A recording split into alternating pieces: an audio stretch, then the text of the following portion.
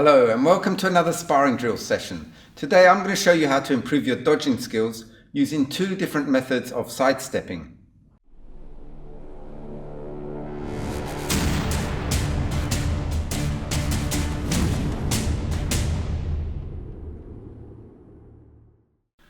When your opponent moves into attack, the most common and instinctive thing to do is to retreat.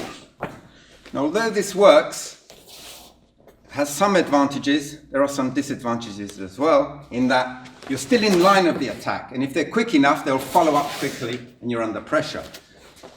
And even if they don't follow up, you end up quite far away to do a counter-attack. So if you sidestep instead, you get out of line of the attack and you're in a good position where you've got a lot of targets to aim for and you're fairly close to the opponent. So I'm going to show you two ways of sidestepping. The first way is the easiest. You go half facing, and it doesn't matter if you're pushing off the front leg or back leg, we're going to do it both ways. And you bring the weight onto one leg and push yourself to the side. You see, you drop and push. So you need to load the weight and drop into it. So you drop, push, and you can try it the other way. Okay? Drop, push, like that. And as you push out, then you drag the leg back in so you've got the same stance as before. So try that as a drill.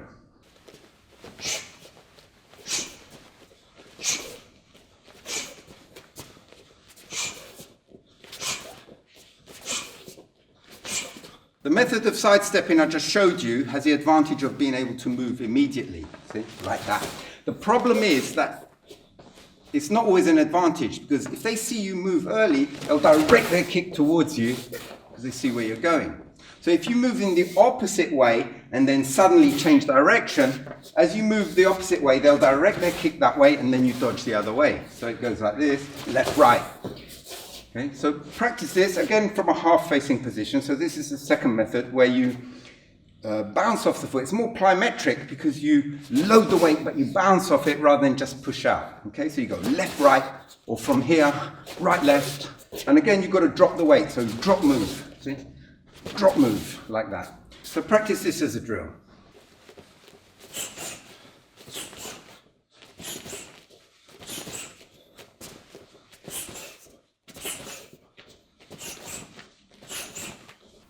And now you're ready to practice these two methods against an actual attack. So when they kick, you sidestep. Avoid being too side-facing. Side-facing is when you want to move forwards and backwards, like that. If you're too full-facing, it's no good, you're exposing too much area, very difficult to move. So half-facing is ideal, because it doesn't matter if you push off the front foot or the back foot, you could go either way.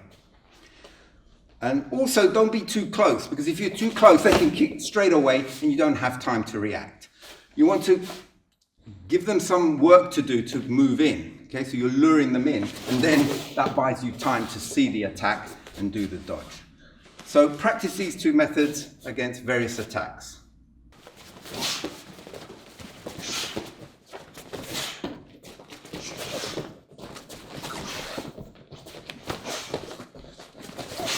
Once you develop the skills of sidestepping, take advantage of the situation by counter-attacking. So you sidestep and then punch.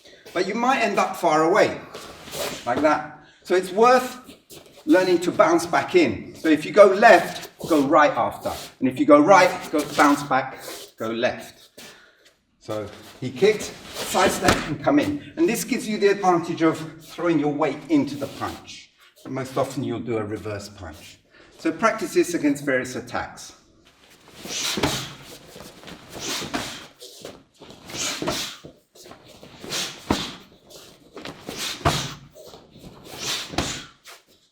The next stage is to introduce kicks as a counter-attack.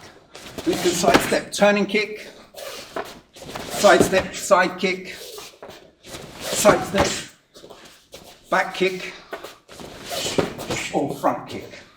So just use the kicks that you feel comfortable with.